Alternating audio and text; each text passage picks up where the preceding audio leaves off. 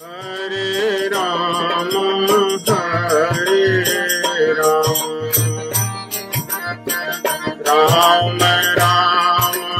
हरे हरे। राम राम।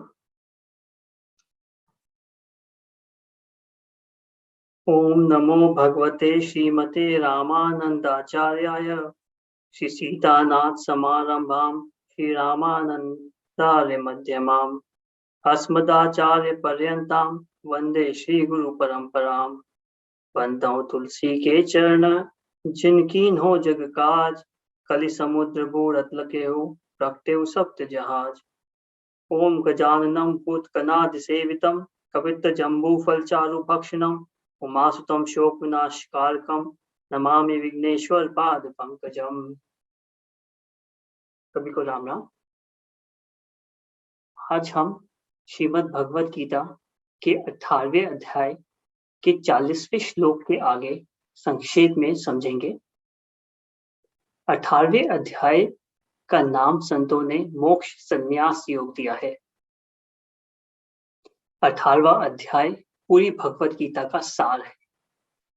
जिस प्रकार पर्वत के शिखर पर जाकर यदि हम देखें तो सब साफ साफ दिखता है, उसी तरह जैसे हम दृढ़ता, श्रद्धा और विश्वास से एक एक अध्याय का अध्ययन करके जब 18वें अध्याय पे पहुंचते हैं तब हमें सार पढ़ने में सब साफ साफ समझ में आता है और अच्छी तरह हम भगवत गीता का जो सार है वो समझ पाते हैं। तो 40वें श्लोक में भगवान ने कहा कि पृथ्वी या स्वर्ग, लोक परलोक, कहीं पर भी जितनी भी वस्तुएं हैं वो 3 गुणों से ही बनी है और इन 3 गुणों से ही बना है हमारा स्थूल शरीर, सूक्ष्म शरीर और कारण शरीर। आगे भगवान वर्णों की चर्चा करते हैं। भगवान ने चौथे अध्याय में भी वर्णों की चर्चा की थी, जहां भगवान ने बताया था कि मनुष्य के पिछले जन्मों के कर्मों के अनुसार ही उसे अगले जन्म में वर्ण मिलते हैं।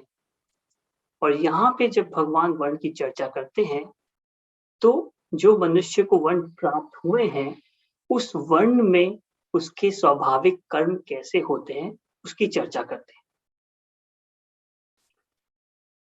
कर्म से भाव बनते हैं, भाव से बनते हैं संस्कार और संस्कार से बनते हैं स्वभाव। मनुष्य एक शरीर से दूसरे शरीर में जाता है तो अपने संस्कारों को लेके जाता है और उसी स्वभाव के अनुसार ही गुणों की वृत्तियां होती हैं और गुणों की वृत्तियों के अनुसार ही वर्णों के विभाग किए गए हैं।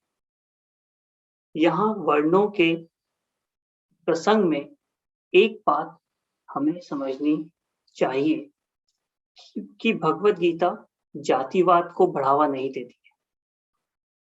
भगवान का वर्णों के बारे में बताने का उद्देश्य सिर्फ इतना है कि चाहे मनुष्य किसी भी वर्ण का हो, किसी भी परिस्थिति काल देश में हो, वो भगवान को पा सकता है। भगवान को पाना सुगम है। अब यदि हम इस उद्देश्य से इस प्रसंग को समझेंगे तभी हम भगवान जो बताना चाह रहे हैं समझ पाएंगे। तो भगवान कहते हैं कि ब्राह्मण, क्षत्रिय, वैश्य और शूद्र इन सभी के स्वाभाविक कर्मों के बारे में बताते हैं और आरंभ करते हैं ब्राह्मण से। ब्राह्मण के 9 स्वाभाविक कर्म भगवान ने बताए हैं: शम, दम, तप, शौच, शांति, आर्जवम, ज्ञानम, विज्ञानम, आसिक्त्यम एवं ब्रह्म कर्म स्वभावजम। ब्राह्मण के स्वाभाविक कर्म में ही है कि वो मन का निग्रह कर सके, इंद्रियों को वश में रख सके, धर्म का पालन कर सके, कष्ट सहते हुए भीतर से और बाहर से शुद्धि हो, दूसरों के अपराधों को क्षमा कर दे, शरीर मन आदि में सरलता रखे, वेद शास्त्र का ज्ञान हो और ज्ञान ही नहीं उसको विज्ञान में भी परिवर्तित करे, यानी अपने जीवन में भी ढाले और परमात्मा वेद आदि में आसक्ति भाव रखे। यही ब्राह्मण के स्वाभाविक कर्म है। स्वाभाविक कर्म वो होते हैं जिसे करने के लिए चेष्टा ना करनी पड़े, वह स्वभाव में ही रहते हैं।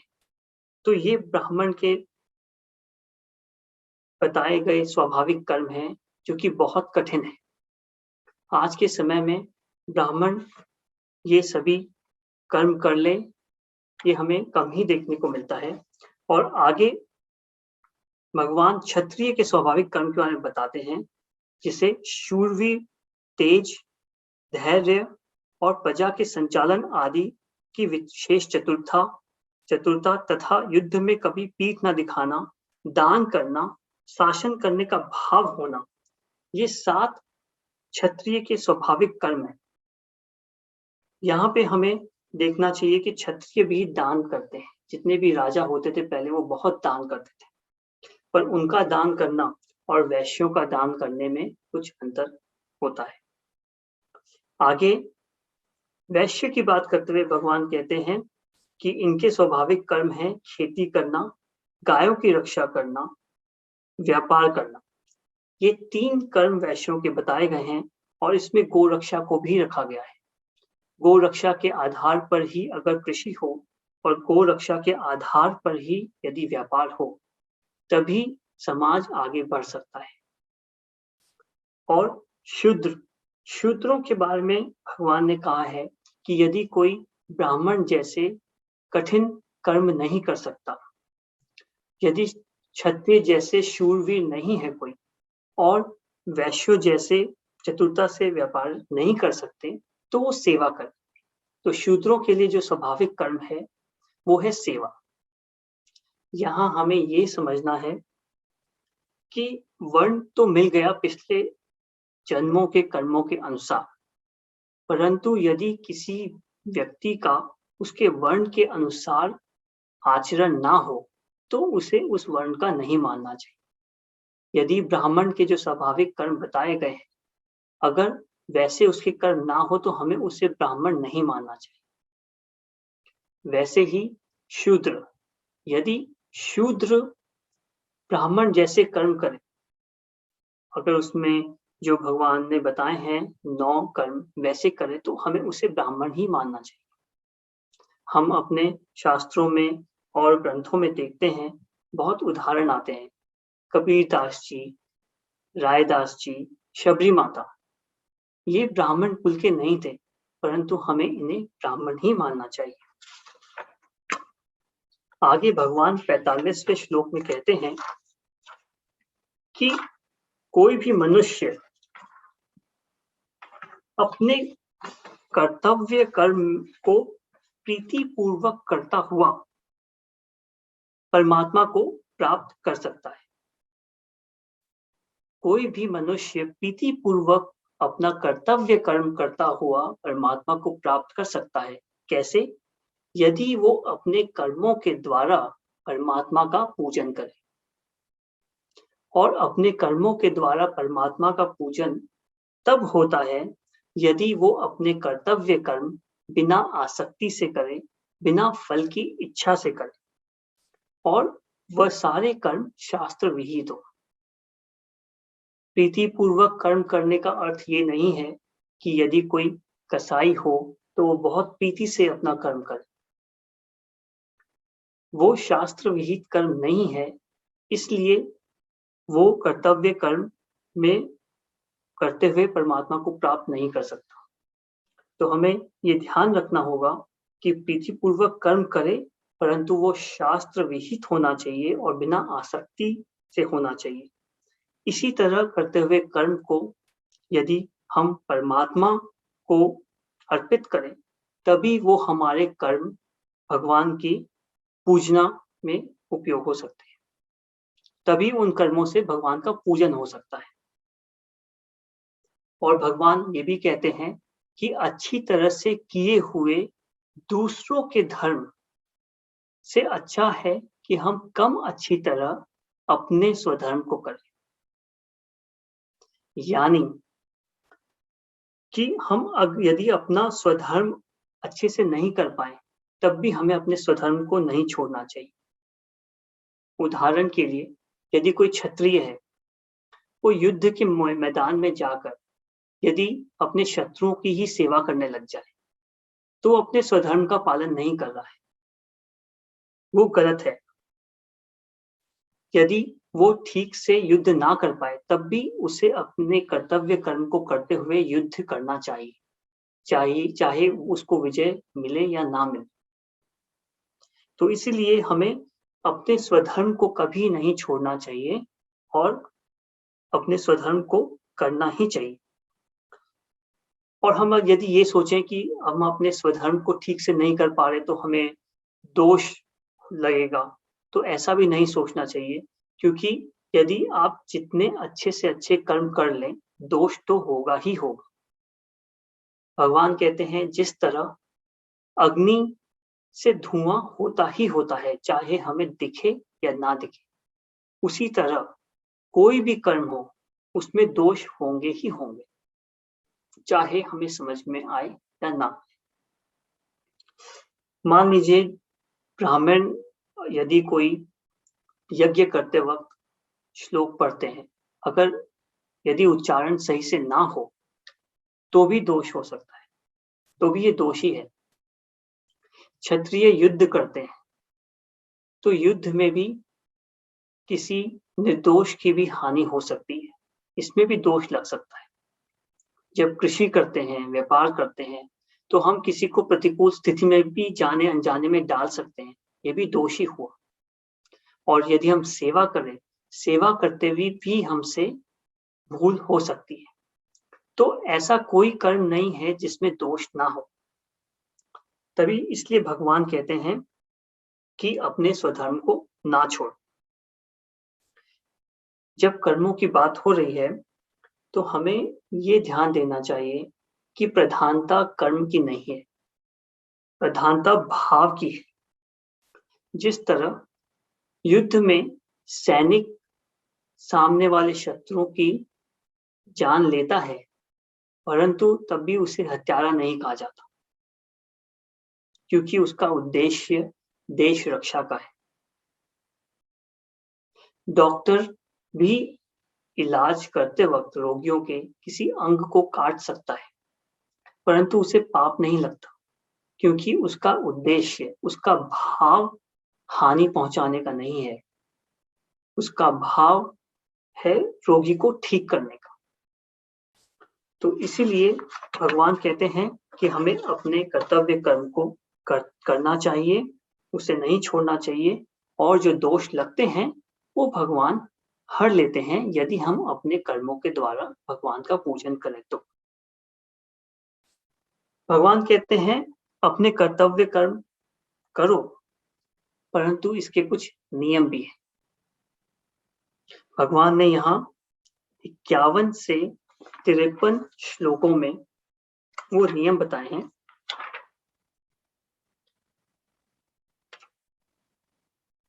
यदि हम अपने कर्मों से भगवान का पूजन कर रहे हैं तो हमें किस तरह ये कर्म करने चाहिए, वो ये इन 3 श्लोकों में है। ये 3 श्लोक 13वें अध्याय में भी आए थे सांख्य योग के अंतर्गत, और ये 3 श्लोकों में जो बात कही गई है वो हम ध्यान योग के अंतर्गत भी देख सकते हैं। तो यहाँ हम कर्म योग के अंतर्गत भी ये देख सकते हैं कि जब हम कर्म करें तो हमारी स्थिति कैसी होनी चाहिए। हमारी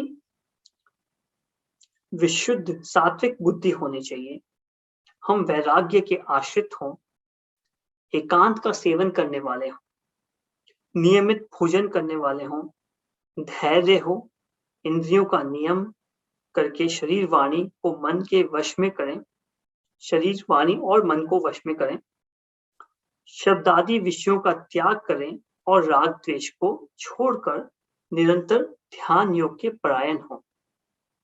यहाँ निरंतर शब्द आया है कि हम प्रयास करें कि जब हम भगवान का पूजन करें अपने कर्मों के द्वारा तो वो निरंतर हो, उसमें कोई एक्सेप्शंस ना हो, और हम निरंतर भगवान का ध्यान करते रहें, भगवान की विस्मृति बिल्कुल भी ना हो, अहंकार ना हो, बल, दर्प, काम, क्रोध ये ना हो, और परिग्रह से रहित हों, ममता रहित हों, शांत हों, तभी हम ब्रह्म प्राप्ति के पात्र बन सकते हैं।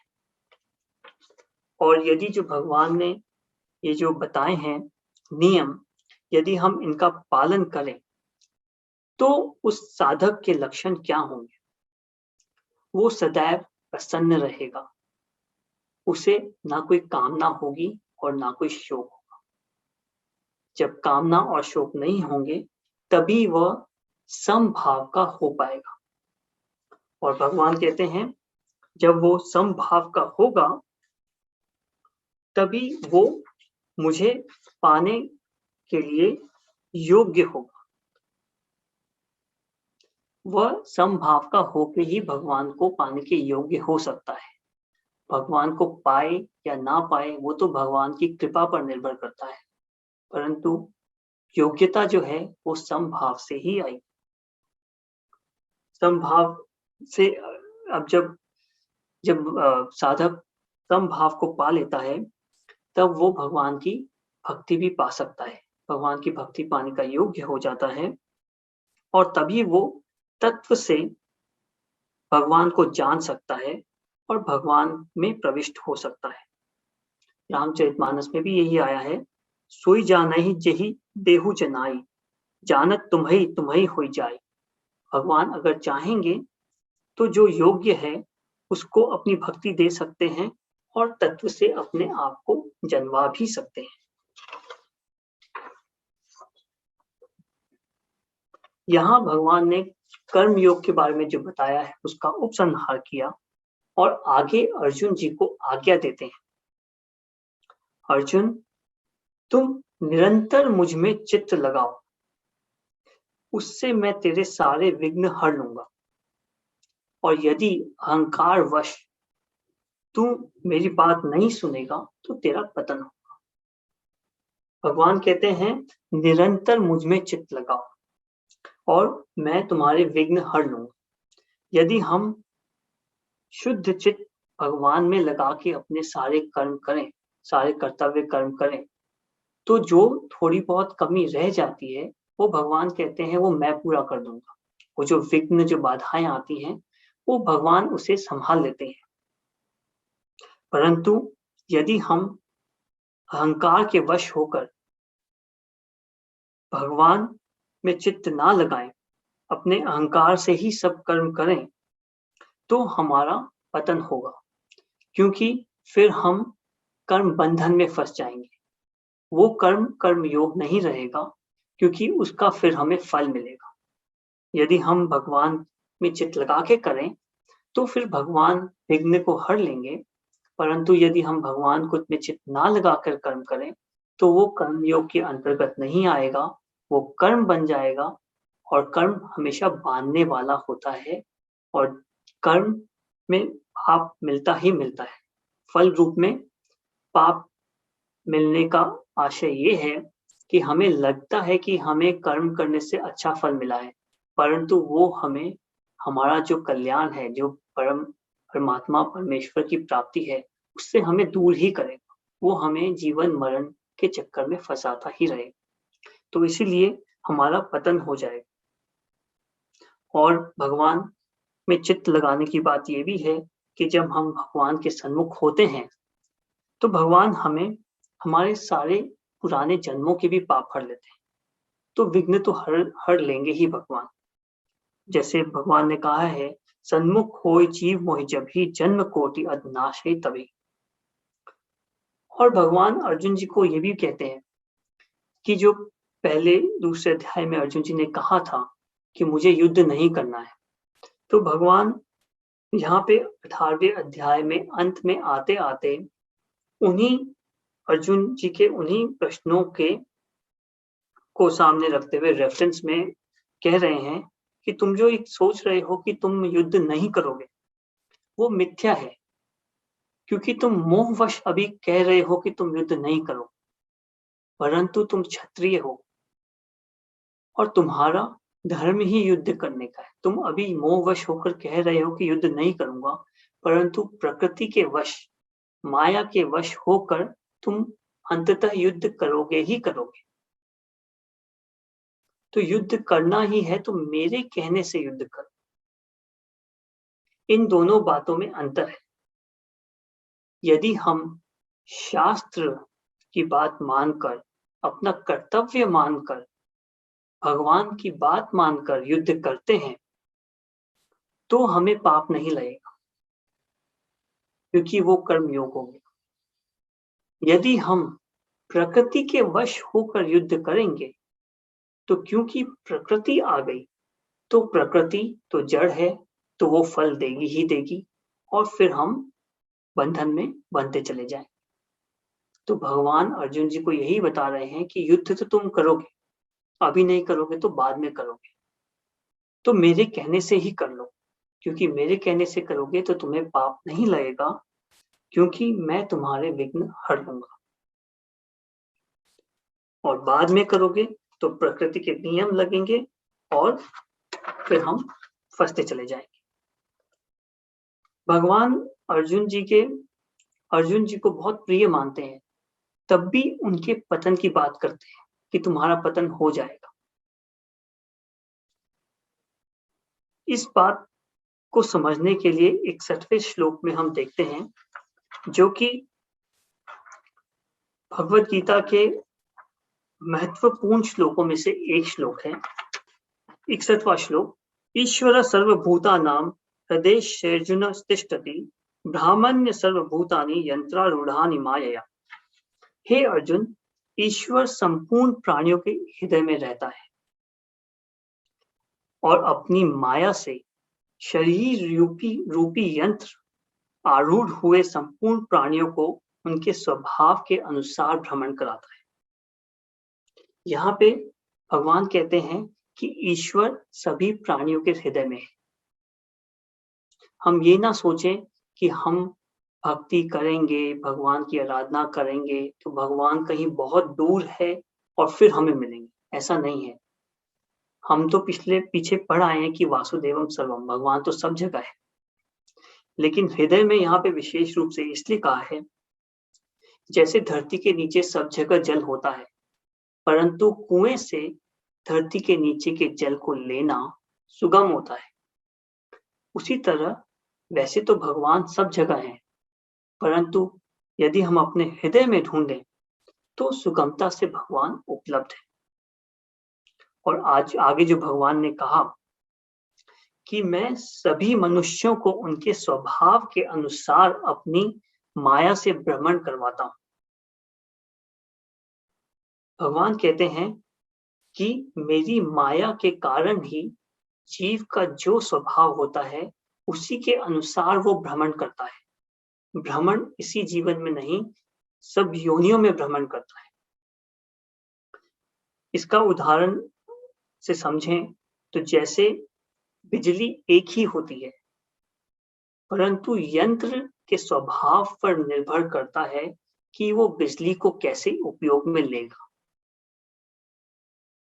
जिस तरह एक ही बिजली यदि हीटर में जाए तो गर्मी उत्पन्न करती है, फ्रिज में जाए तो ठंड उत्पन्न करती है, लाइट में जाए तो प्रकाश करती है, पंखे में जाए तो हवा करती है। बिजली एक ही है, परंतु यंत्र के स्वभाव पर निर्भर करता है कि वो बिजली का उपयोग किस प्रकार ले। यहाँ हमारे कर्मों को लेके बहुत सारे संशय हम दूर कर सकते हैं, क्योंकि अल्प ज्ञान की वजह से कभी कभी हमें लगता है कि भगवान ही सब करा रहे हैं तो हम तो कुछ कर ही नहीं रहे, तो हम अपने ऊपर कुछ लेते ही नहीं। अपने बुरे कर्मों को भी हम कहते हैं तो भगवान ही करा रहे हैं, हम तो कुछ नहीं कर रहे हैं। तो यहाँ इस सिद्धांत से बिल्कुल सब साफ हो जाता है कि भगवान तो अपना नियम पालन कर रहे हैं सृष्टि बनाने का, कि मैं तो तुम्हारे हृदय में हूं, हाँ मैं करवा रहा हूं, परंतु मैं तुम्हारे स्वभाव के अनुसार करवा रहा हूं, मैं स्वयं नहीं कर रहा। तुम्हारा जो स्वभाव है उसी के अनुसार मैं तुमसे कर्म करवाऊंगा। जैसा स्वभाव होगा वैसी ही क्रियाएं होंगी। तो भगवान करवा रहे हैं ऐसा नहीं है, भगवान तो बिजली की तरह हैं और हम यंत्र हैं, जो हमारा स्वभाव है उसी से हम अपने कर्म, अपनी क्रियाएं करते हैं। यदि हम और समझना चाहें तो कर्म का फल कर्म नहीं होता, कर्मों का फल कर्म नहीं होता, कर्मों का फल परिस्थिति होता है। तो हम जो कर्म कर आए हैं उसके अनुसार हमारे सामने परिस्थितियां आएंगी, पुरुष आएंगे, और उन परिस्थितियों में हमारे आचरण कैसे होते हैं, हमारे कर्म कैसे होते हैं, उससे निर्धारित होता है कि आगे के हमारे स्वभाव कैसे बनेंगे। जैसे हम वर्णों की चर्चा में हमने देखा था कि कर्म से भाव बनते हैं, भाव से संस्कार बनते हैं और संस्कार से स्वभाव बनते हैं। तो जो इतने जन्मों के जो हम संस्कार लेकर घूम रहे हैं, यदि हमने अब कुछ नहीं किया तो हम ऐसे ही घूमते रह जाएंगे। जो चीजें चली आ रही हैं उसको बदलने के लिए हमें कुछ तो अलग करना पड़ेगा। तो हम अपने विवेक का उपयोग करके अब जो परिस्थितियां आ रही हैं उसमें हम ऐसे कर्म करें, कर्म भले ही वैसे ना हो पाएंगे परंतु हम प्रयास करें करने का, तो धीरे धीरे शनैः शनैः हमारे स्वभाव में बदलाव आएगा और हमारे संस्कार में बदलाव आना भी संभव है। और जिससे जो हुआ वो तो हुआ, परंतु आगे की हमारी गति सुधर सकती है। तो इसलिए ये श्लोक हमें बहुत बिल्कुल साफ साफ कर्मयोग के बारे में बताता है, और हमारे बहुत सारे संशय दूर होते हैं इस श्लोक से कि भगवान तो करवा रहे हैं परंतु जो परिस्थितियां हैं उसमें हम कैसा आचरण करते हैं उसमें हम स्वतंत्र हैं, परतंत्र नहीं है। यदि हमें कुछ गलत दृश्य दिख रहे हैं तो ये हम स्वतंत्र हैं कि हम उसे ना देखें। हमें कुछ गलत सुनने को हमारे कानों में आ रही है बात, तो भगवान हमें जबरदस्ती नहीं कर रहे हैं, हम स्वतंत्र हैं। मनुष्य की योनि में हमारे में स्वतंत्रता है कि हम उसे ना सुने, हम वहां से चले जाएं। तो हम हर प्रतिकूल परिस्थिति का भगवान पे ना डालें, क्योंकि भगवान तो नियम का पालन कर रहे हैं, उसमें हम ही जिम्मेदार हैं अपने, हम जिस परिस्थिति में उस पे। और भगवान आगे कहते हैं कि मैं ईश्वर तो हृदय में है, तू उसी ईश्वर की शरण में जा। आगे भगवान शरणागति का प्रसंग आरंभ करते हैं कि भगवान तू इसी ईश्वर की शरण में जा, उसकी कृपा से तुझे परम शांति मिलेगी और परम पद प्राप्त होगा। और भगवान आगे कहते हैं कि ये गुह्य से भी गुह्य ज्ञान है। भगवान 9वें अध्याय में गुह्य ज्ञान दे आए हैं और कह रहे हैं कि ये जो ज्ञान है वो गुह्य से भी गुह्यतम ज्ञान है कि शरणागत हो जा।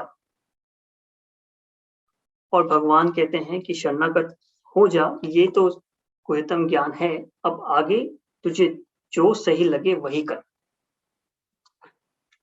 अर्जुन जी की कुछ प्रतिक्रिया नहीं रही, तो इसलिए भगवान को थोड़ा क्षोभ होता है कि इतना समझाने के बाद भी वो युद्ध के लिए खड़े नहीं हो रहे। तो भगवान ने कहा कि तुझे जो सही लगता है वो कर, परंतु जब कभी हम कोई बहुत विशेष या बहुत महत्वपूर्ण बात करते हैं तो हम उसे बार बार दोहराते हैं, उसे उसकी महत्ता बतलाने के लिए, दर्शाने के लिए उसे बार बार बोलते हैं। इसलिए भगवान कहते हैं कि ये गुह्यतम ज्ञान जो है, ये जो गोपनीय वचन है, तू फिर मुझसे सुन। क्यों सुन? क्योंकि तू मेरा प्रिय है, तू मेरा प्रिय मित्र है, इसलिए मैं तेरा हित चाहता हूं, इसलिए ये विशेष बात तू मुझसे फिर सुन। और वो विशेष बात फिर से क्या है, भगवान फिर से समझा के शरणागति की बात कहते हैं कि तू मेरा भक्त हो जा, मुझ में मन वाला हो जा, मुझे नमस्कार कर और मेरी ही पूजा अर्चना कर। और ये करने से क्या होगा, तू मुझे ही प्राप्त हो जाएगा और मैं तेरे सामने प्रतिज्ञा करता हूं, क्योंकि तू मेरा अत्यंत प्रिय है। भगवान अर्जुन जी को बहुत प्रिय मानते हैं, इसलिए 2 श्लोकों में 2 बार भगवान ने उन्हें प्रिय कहा और ये बोला कि मैं इतना ज्ञान, इतना गुह्यतम गोपनीय ज्ञान इसलिए दे रहा हूं क्योंकि तुम मेरा बहुत प्रिय है। और हम किसी के भक्त होंगे, किसी में मन लगाएंगे, किसी की पूजा करेंगे, किसी को नमस्कार करेंगे, उसका आशय यही होता है कि हम उसकी बात मानेंगे, हम उसे नमस्कार, भगवान को नमस्कार करें तो हम भगवान की बताई गई बातों को अवश्य मानेंगे। भगवान जो हमें परिस्थितियां दें, अनुकूल या प्रतिकूल, उसमें भी हम भगवान को नमस्कार ही करेंगे और भगवान को के भक्त ही बने रहेंगे, भगवान में ही मन लगाएंगे और भगवान की ही पूजा करेंगे और किसी का आश्रय नहीं लेंगे। ये भी शरणागति के अंतर्गत ही आता है। और फिर आगे आता है 66वां श्लोक, जो कि भगवत गीता का सार है। सारे शास्त्रों का सार उपनिषद और पुराणों में है, उपनिषदों और पुराणों का सार भगवत गीता में है और भगवत गीता का सार है ये श्लोक। सर्वधर्मान् परित्यज्य मामेकं शरणं व्रज, अहम त्वा सर्व पापेभ्यो मोक्षयिष्यामि मा शुचः। संपूर्ण धर्मों का आश्रय छोड़कर तू केवल मेरी ही शरण में आ जा, मैं तुझे संपूर्ण पापों से मुक्त कर दूंगा, चिंता मत कर। संपूर्ण धर्मों का आश्रय का अर्थ यहाँ पे है, धर्म को हम कर्तव्य समझें। संपूर्ण धर्मों का आश्रय जब जो भगवान कह रहे हैं, धर्म को हम कर्तव्य समझें, रिलीजन ना समझें, कि जितने भी हम कर्तव्य करते हैं उनका हमें आश्रय ना हो। आश्रय ये ना हो मतलब हम उसी के आश्रित ना हो के भगवान के आश्रित हो। जो हम कर्म करें वो भगवान के लिए ही करें और भगवान के ही शरण में जाएं और उससे ही हम पाप मुक्त हो सकते हैं। जैसे युधिष्ठिर जी धर्म को ही मानते थे, तो हमने महाभारत में देखा है जब भगवान उन्हें कहते हैं कुछ कहने के लिए, तो वो भगवान जिस प्रकार से कहते हैं उस प्रकार से वो नहीं करते, क्योंकि उन्हें धर्म का आशय था।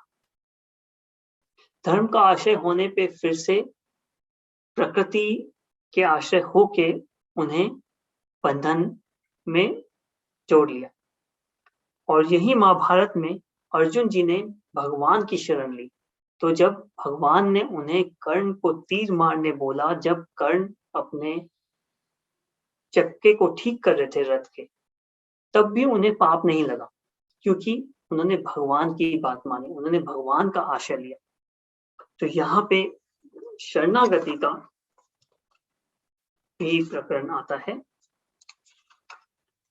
और आगे भगवान कहते हैं कि ये जो ज्ञान है उसके अधिकारी कौन है और कौन अधिकारी नहीं है। जितने जब जो भी ग्रंथ होते हैं उसके अंत में उसके बारे में कहते हैं कि कौन अधिकारी है, कौन अधिकारी नहीं है। तो इस गुह्यतम ज्ञान जो है भगवत गीता का, उसके सभी अधिकारी हैं, सिर्फ 4 तरह के लोगों को छोड़ के। और वो लोग कौन हैं?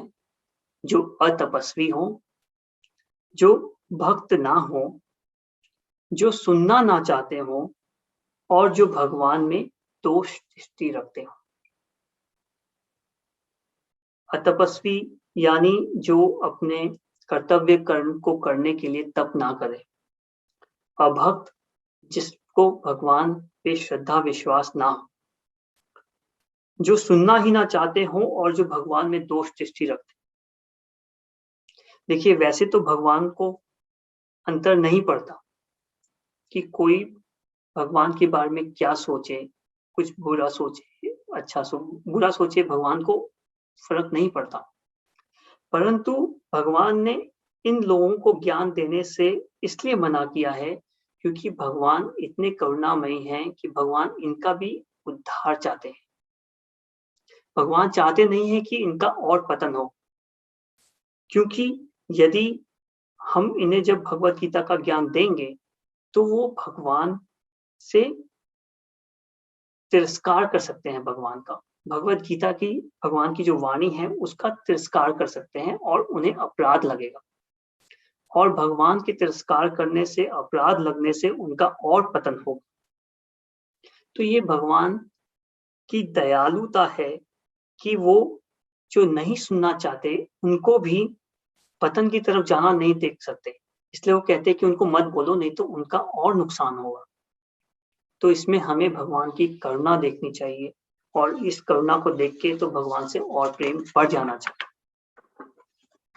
आगे भगवत गीता की फलस्तुति में जब आते हैं, जैसे हर ग्रंथ की फलस्तुति भी होती है, तो भगवान कहते हैं कि जो मुझ में पराभक्ति करके इस परम गोपनीय संवाद को मेरे भक्तों को कहेगा, वो मुझे ही प्राप्त होगा, वो मुझे ही प्राप्त होगा। और ऐसा करने वाला, ऐसा अत्यंत प्रिय कार्य करने वाला मनुष्य से ज्यादा प्रिय मुझे कोई और नहीं है। यहाँ भगवान अपनी वाणी भगवत गीता के प्रचार की बात करते हैं। भगवान ने हमें ये तो बता दिया कि किन 4 तरह के लोगों को प्रचार नहीं करना चाहिए, लेकिन बाकी लोगों के लिए कहा है कि हमें प्रचार करना चाहिए। और प्रचार करने के लिए भगवान ने पराभक्ति पहले ही बता दिया है कि भक्ति के अंतर्गत जब हम भगवत गीता का प्रचार करें तो हमारा कोई और उद्देश्य ना हो। हमारा उद्देश्य हमारी मान बढ़ाई, हमारा प्रचार ना हो, भगवान का प्रचार हो और भक्ति के अंतर्गत हो, तब हम इसका प्रचार करें और भक्तों से चर्चा करें, बाकी भक्तों से चर्चा। क्योंकि जब हम बाकी भक्तों से चर्चा करेंगे तो नए नए भाव सुनने को मिलेंगे, हमारे संशय दूर होंगे, और जब भक्तों से भगवत गीता की चर्चा होगी तो वो सत्संग ही होगा। और एक दूसरे के साथ जब हम चर्चा करेंगे तो हमारा उत्साह भी बढ़ेगा। इसलिए भगवान कहते हैं कि जो प्रचार करता है वो मुझे बहुत प्रिय है। यदि हम भगवान के प्रिय बनना चाहते हैं तो हमें भगवत गीता का आदर करना चाहिए और इसका प्रचार करना चाहिए।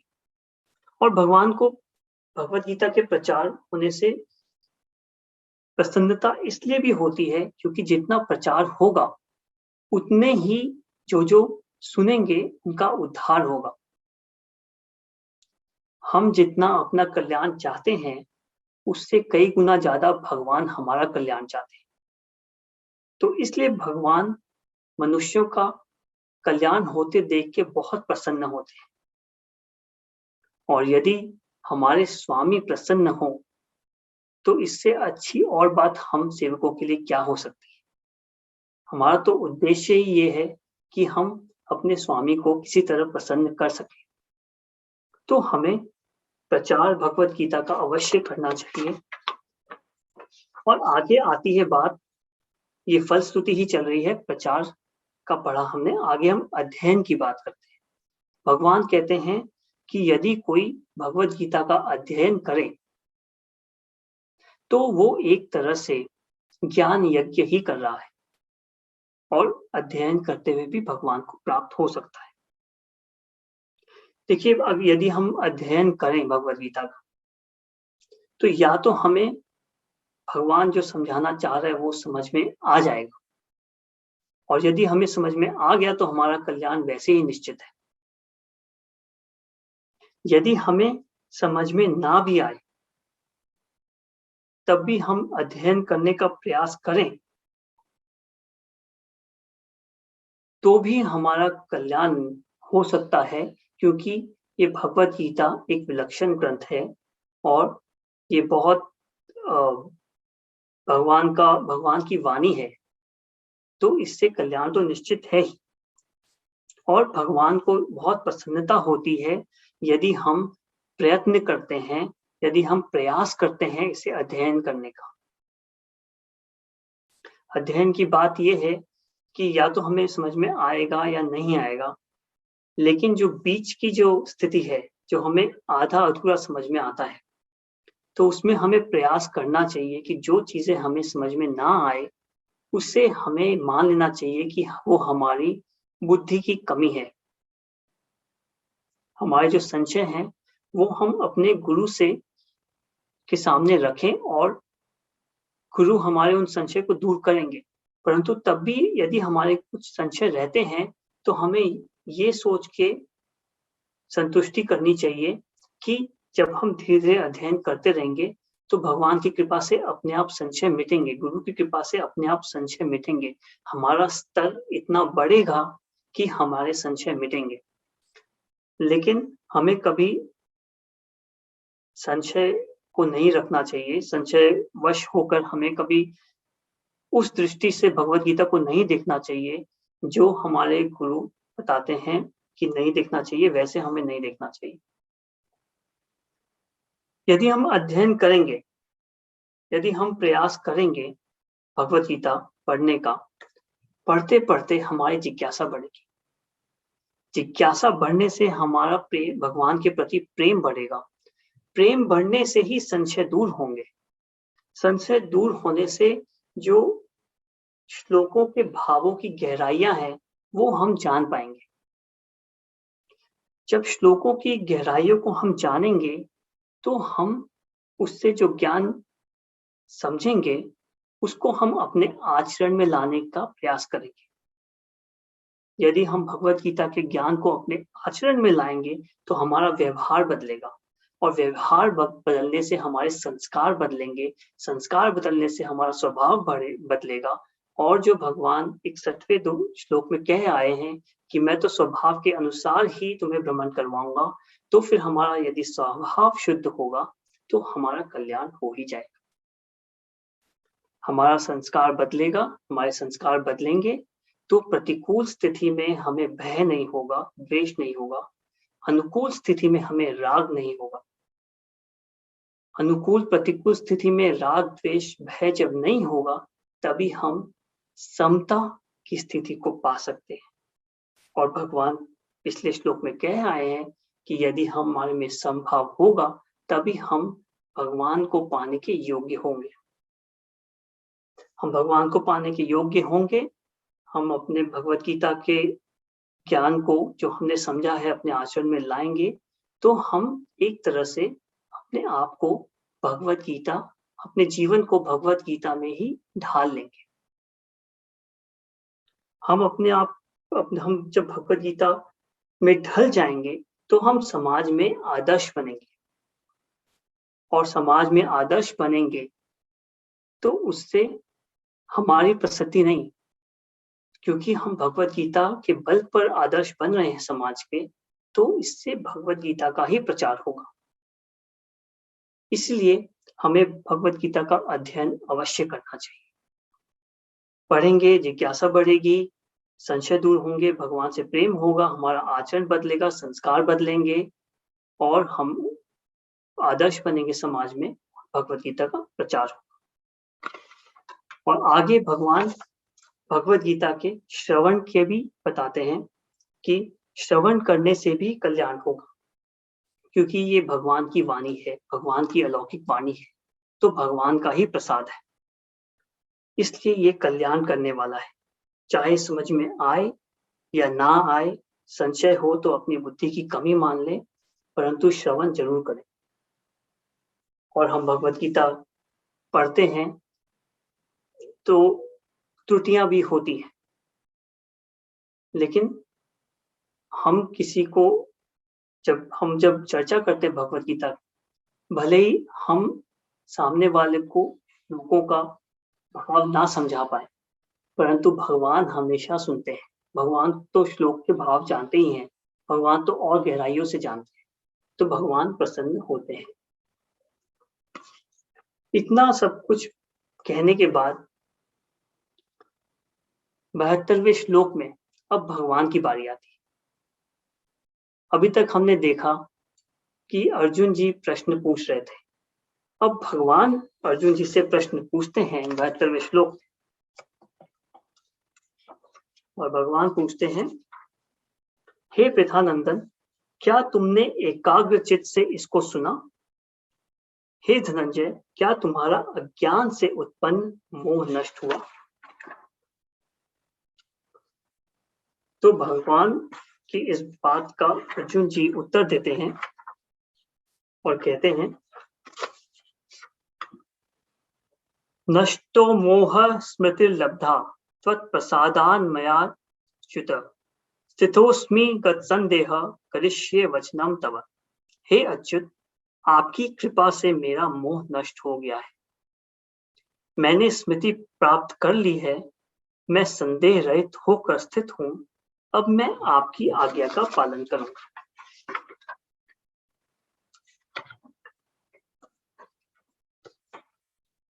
तो अर्जुन जी यहाँ कहते हैं कि उनका मोह नष्ट हो गया है और वो उनकी स्मृति प्राप्त हो गई है। यही पूर्ण शरणागति है। दूसरे अध्याय में अर्जुन जी ने कहा था कि शिष्यस्तेहं शाधि माम त्वाम प्रपन्नम, मैं आपका शिष्य हूं, मैं आपके शरणागत हूं। और अगले ही श्लोक 8वें श्लोक में भगवान को अर्जुन जी ने कहा कि मुझे मेरा शोक दूर नहीं हो सकता। तो वो जो शरणागति की आरंभिक स्थिति थी, जहां पे शरणागत होने के बाद भी शोक की चर्चा थी, यहाँ पे वो शोक नष्ट हो गया है और पूर्ण शरणागति की पूर्णता होती है इस श्लोक में। आरंभ में जो संशय थे, जो उलझन थे, वो अब नष्ट हो गए। अर्जुन जी कहते हैं, मोह रूपी अंधकार नष्ट हो गया, और यदि अंधकार नष्ट हो गया, इसका मतलब प्रकाश आ गया, और प्रकाश है भगवान की स्मृति। स्मृति यानी कुछ नया ज्ञान नहीं, स्मृति तो वो है जो पहले से ही था, हम बस भूल गए थे। हम मोहवश यदि भगवान को भूल जाएं, तो ऐसा नहीं है कि जब हमें भगवान की स्मृति आए तो कुछ नया है। भगवान तो है ही है और हम तो भगवान के अंश हैं ही हैं। जैसे ही मोह नष्ट हुआ तो स्मृति आ गई। हम सबके साथ भी जो 18 अध्यायों की यात्रा है, हम सबके साथ भी ऐसा ही होता है। हमें कुछ ना कुछ जिज्ञासा होती है, कुछ प्रतिशत शरणागति के कुछ तत्व होते हैं हम में, इसलिए हम आरंभ करते हैं। परंतु यदि हम अच्छे मन से, श्रद्धा विश्वास से पूरी भगवद गीता पढ़ें, तो अंत तक आते आते हम भी पूर्ण शरणागति को प्राप्त कर सकते हैं। मोह की जो बात अर्जुन जी ने अब कही है, 11वें अध्याय में भी कहा था उन्होंने कि मेरा मोह नष्ट हो गया, परंतु जैसे ही भगवान ने विराट रूप दिखाया तो फिर भय हो गया उनको। तो उससे, इस चीज से हम ये सीख सकते हैं कि जब हम भगवद गीता का अध्ययन आरंभ करते हैं, तो कभी कभी 8-10 श्लोक और उसके भावों को अपनी बुद्धि के अनुसार जब समझते हैं, तो हमें लगता है कि हमें बहुत कुछ आ गया है। हाँ, उत्साह होना अच्छी बात है, परंतु हमें अहंकार नहीं होना चाहिए, क्योंकि भगवद गीता का जो भाव है वो इतना गहराइयों वाला है कि हम जितनी बार भी पढ़ें, हर बार नए नए भाव आएंगे। तो हमें अर्जुन जी को जैसे 11वें अध्याय में लगा कि मोह नष्ट हो गया, परंतु 18वें अध्याय में पूर्ण शरणागति होने के बाद ही वास्तविकता में शरणागति हुई और मोह नष्ट हुआ।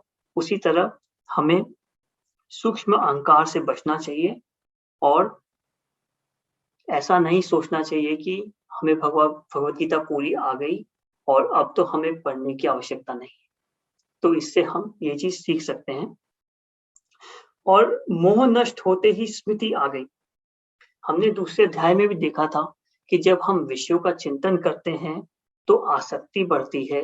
जो हमने माया का जो चार्ट पढ़ा था हमने दूसरे अध्याय में, कि विषयों के चिंतन होने से आसक्ति होती है, आसक्ति से कामना, कामना से क्रोध, क्रोध से मोह और मोह से विस्मृति होती है। मोह एक अंधकार की तरह है जो प्रकाश को ढक देता है। प्रकाश तो है ही है, मोह प्रकाश के आगे हमारी आंखों के सामने आ जाता है तो हम प्रकाश को नहीं देख पाते, तो विस्मृति होती है। तो वो अंधकार, मोह रूपी अंधकार हट जाए तो हम साफ साफ प्रकाश को देख सकते हैं। इसलिए जैसे ही मोह हटा वैसे ही अर्जुन जी को स्मृति आ गई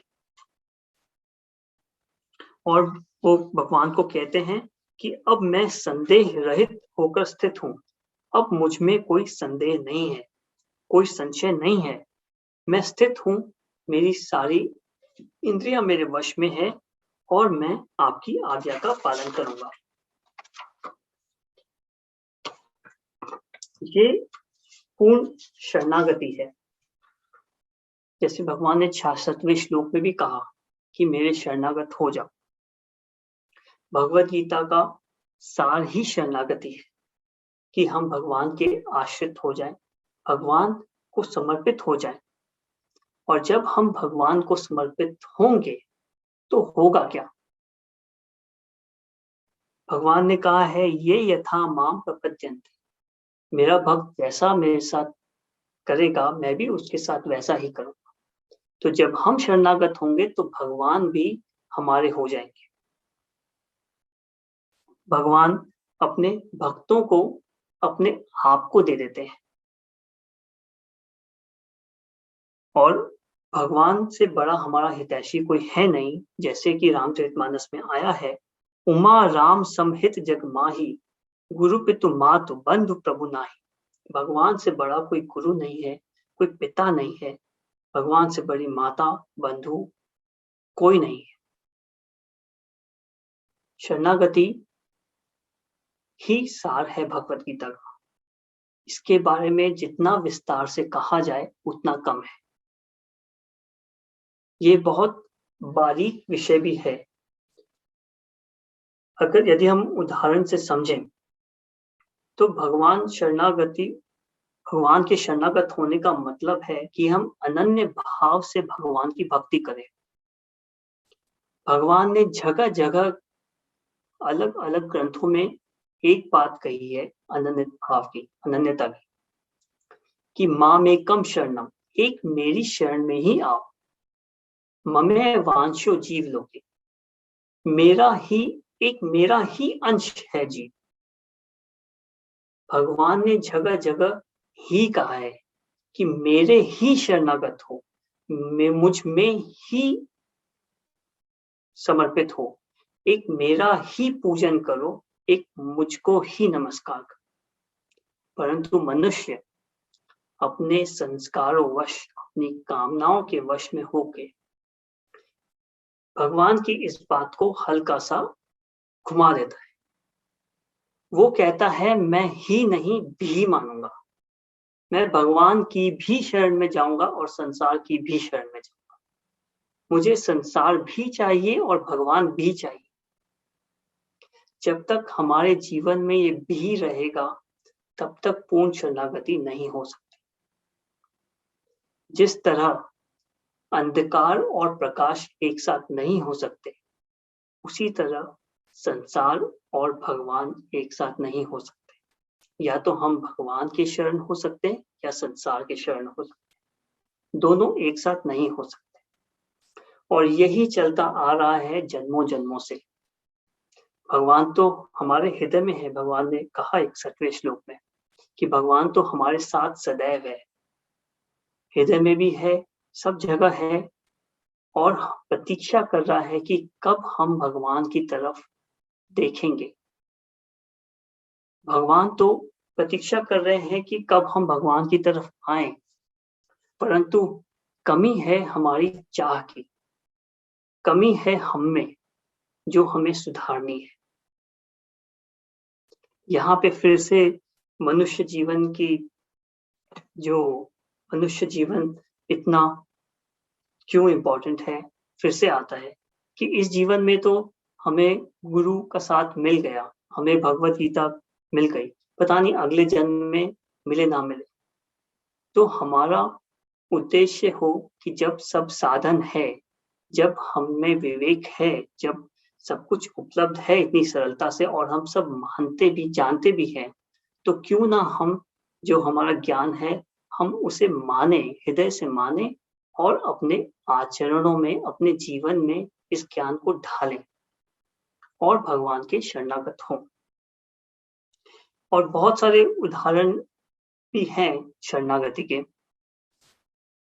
शरणागति में सिर्फ हम और भगवान और कोई नहीं है, किसी चीज का आश्रय नहीं है, किसी भी तीसरी चीज का आश्रय नहीं है।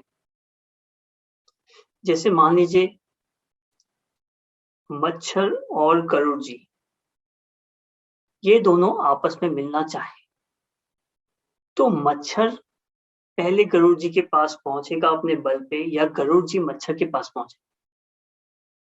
गरुड़ जी पहुंचे, क्योंकि मच्छर अपने बल पे गरुड़ जी के पास पता नहीं कब पहुंचेगा, शायद नहीं भी पहुंच सकता।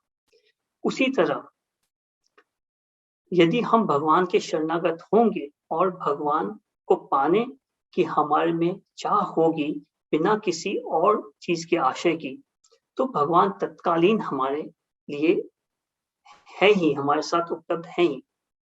और भगवान तो में तो इतनी करुणा है, भगवान इतने दयालु हैं कि हम जैसा चाहते हैं वैसा ही भगवान हमारे साथ करते हैं। हम भगवान की शरणागति नहीं करते, भगवान की चाह नहीं करते, संसार ही करते हैं, तो भगवान हमें संसार में ही लगा के रखते हैं। और भगवान का जो सिद्धांत है वो उपयोग करके 61वें वाले श्लोक वाला कि मैं तो तुम्हारे हृदय में हूं और तुम्हें भ्रमण करवाता रहूंगा तुम्हारे स्वभाव के अनुसार। तो भगवान की दयालुता को समझना चाहिए। और यदि हम भगवान के शरणागत होंगे तो जो प्रारब्धवश जो परिस्थितियां आएंगी, जो विघ्न आएंगे, वो भगवान ही हर लेंगे। जो भगवान की माया है जिससे हम अपने बल से नहीं पार पा सकते, वो भगवान के शरणागत हो जाएं तो उससे भी पार पा सकते हैं। ये भी भगवान भगवद गीता में कहा है। उदाहरण के तौर पे जैसे मछुआरा मछली पकड़ने के लिए जब जाल फेंकता है, तो जो मछली उसके मछुआरे के पैर के पास रहती है वो जाल में नहीं आती।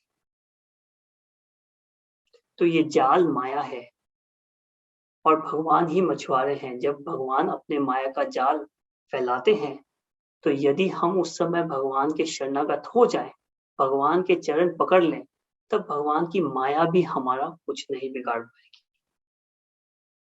इसलिए हम प्रयास करें कि चाह हो शरणागति की, भगवान को पाने की। और जब शरणागति हो तो इतनी पूर्णता से हो शरणागति कि किसी और चीज का आश्रय ना हो।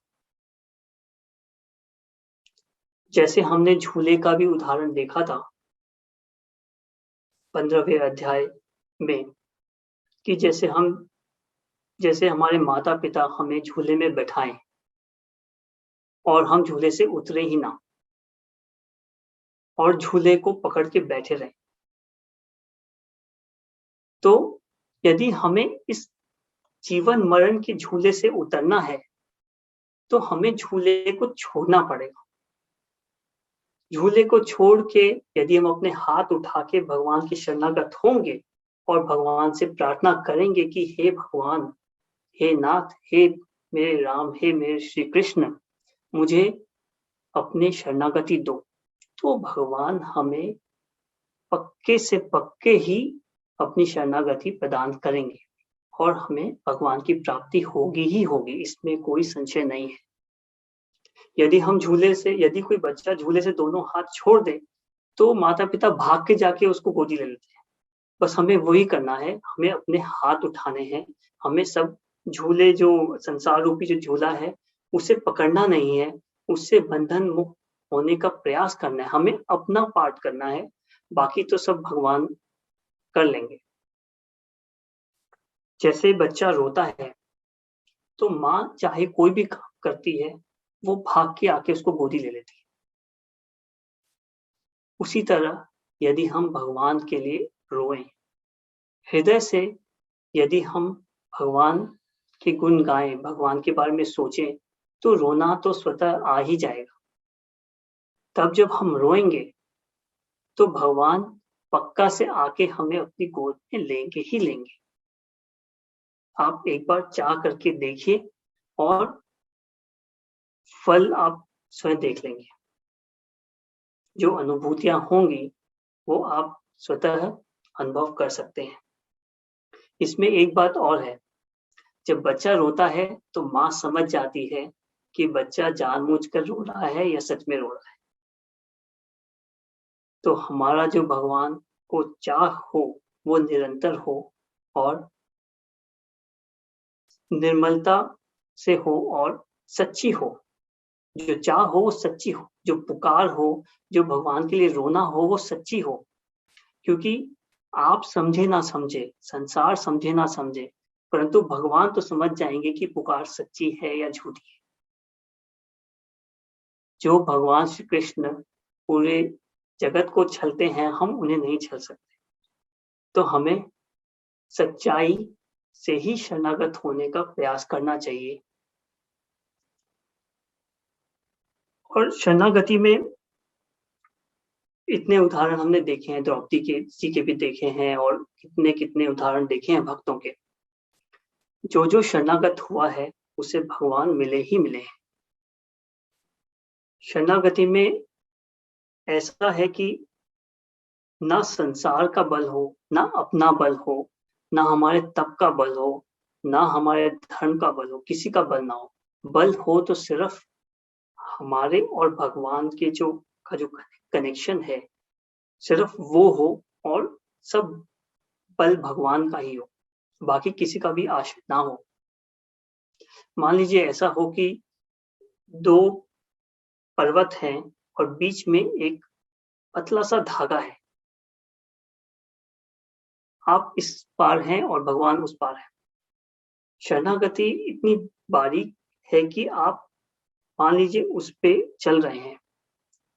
यदि आप जितना प्रयास कर लीजिए, आप अपने बल पे उस धागे पे नहीं चल सकते, किसी का सहारा लेकर भी नहीं चल सकते। उस धागे पे हम चल के भगवान तक पहुंच सकते हैं तो सिर्फ भगवान की कृपा से ही। शरणागति के बारे में एक और बारीक बात बोलने का प्रयास करूंगा कि भगवान के गुणों से, भगवान के जो ऐश्वर्य है, भगवान की विभूतियां हैं, उससे हमें आकर्षण होता है भगवान की तरफ। शरणागति की जो पूर्णता की स्थिति है, वहां पहुंचने के बाद भगवान से ऐसा प्रेम होता है, ऐसा संबंध होता है कि अन्यथा ना ले, लेकिन भगवान की विभूतियां और भगवान का ऐश्वर्य भी फिर नहीं मैटर करता कि भगवान के गुण हैं, भगवान का ऐश्वर्य है, भगवान के आकर्षण जो है वो फिर मैटर नहीं करता है, सिर्फ भगवान ही मैटर करता है। ये बारीक बात इसलिए है क्योंकि अल्प ज्ञान की वजह से कोई इसको अन्यथा ना लेके ऐसा ना करे कि हम बाकी देवी देवताओं को ना पूजें, बाकी विभूतियों का आदर ना करें, भगवान का नाम जप करना बंद कर दें। ऐसा उद्देश्य नहीं है। उद्देश्य ये है कि शरण तो एक की ही हो। जैसे भगवान पहले भी कहे हैं भगवत गीता में, मुझे सब जगह देखो, मैं सब जगह हूं, परंतु मुझ एक में ही अपना समर्पण करो। मैं हूं सब जगह, पर मुझ एक में ही अनन्य भाव से समर्पण करो। इसलिए हमें न साधन का बल हो, न ज्ञान का बल हो तो सिर्फ अपने भगवान का और भगवान के प्रति प्रेम का। यही शरणागति है और यही भगवद गीता का सार है। ये और इसी के साथ जो एक तरफ कौरव की सेना, एक तरफ पांडवों की सेना, बीच में भगवान श्री कृष्ण अपने प्रिय मित्र अर्जुन के सारथी बने, जो उन्होंने अपनी अलौकिक वाणी में जो भगवत गीता का ज्ञान दिया उसका उपसंहार होता है। और आगे संजय जी आगे कहते हैं कि इस प्रकार मैंने भगवान वासुदेव और प्रथानंदन अर्जुन का यह रोमांचित करने वाला अद्भुत संवाद सुना।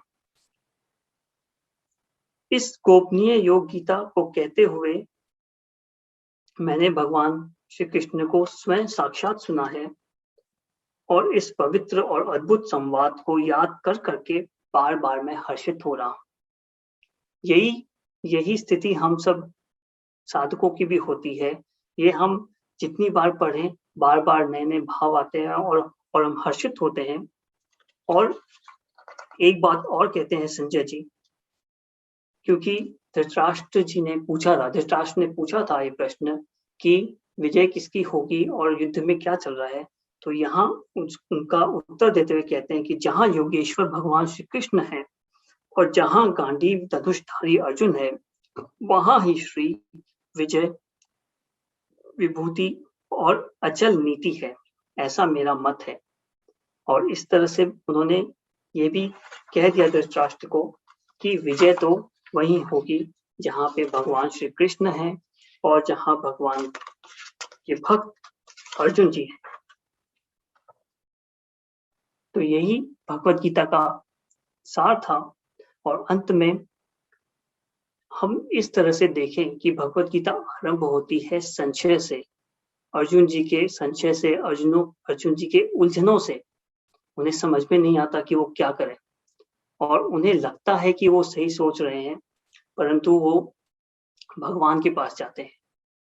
उसी तरह हमें प्रयास करना चाहिए कि जब हमारे जीवन में संशय आए, उलझने आए, तो हम अपने गुरु के पास जाएं। हमारे जीवन में कोई एक ऐसा गुरु हो जो हमारा मार्गदर्शक कर सके, और जो मार्गदर्शन हो हमारा वो शास्त्रों के अनुसार हो, भगवान के जो ग्रंथ हैं ग्रंथों के अनुसार हो। तो हमें ये प्रयास करना चाहिए। और अंत में भी भगवान ने जो अर्जुन जी को पूरा ज्ञान दिया, उसके बाद भगवान जी ने अर्जुन पर ही छोड़ दिया निर्णय लेना कि मैंने तुम्हें गुरुतम से गुरुतम ज्ञान दे दिया, अब तुम निर्णय लो कि तुम्हें क्या करना है। उसी तरह जो भगवत गीता का ज्ञान है वो हमें सारे रिसोर्सेज देता है, हमें ज्ञान देता है, जिससे हम निर्णय स्वयं ही ले सकें अपना। भगवत गीता हमें ज्ञान प्रदान करता है, और गुरु के आश्रित होकर ही हम जब सुने तो हम हमारे पास हमारा वो स्तर वो बन जाता है कि हम अपने जीवन के उलझनों और संशयों से बाहर निकल सकें और अपना कल्याण, जो मानव जीवन का उद्देश्य है भगवत प्राप्ति, उस तरफ बढ़ सके। ऐसी कोई भी परिस्थिति नहीं है जिसका उपाय नहीं है। तो भगवत गीता से हमें और हिम्मत मिलती है, ताकि हम अपनी परिस्थितियों को बदल तो नहीं सकते, पर इतने अपने आप को बना सकते हैं कि हम पार कर सकें। भगवत गीता में सूक्ष्म से सूक्ष्म ज्ञान भी कहा गया है। हमें तो स्थूल शरीर पता था, उसके बाद सूक्ष्म शरीर, कारण शरीर, छोटी से छोटी बात भी है। और भगवत गीता में भगवान का विराट रूप भी है, जिसके अंतर्गत ही सब कुछ है। तो भगवत गीता पढ़ने के बाद ऐसा कुछ नहीं है जो बच जाए। उसके बाद हमें कुछ आवश्यक नहीं रह जाता अपने जीवन को सुधारने का, अपने आचरणों को बदलने का, और भगवान की तरफ आगे बढ़ने का, भक्ति में आगे बढ़ने का। इसे पढ़ना तो सरल है, हम इसे याद भी कर सकते हैं, परंतु जो इसका आशय है एक एक श्लोक का, वो बहुत भारी है।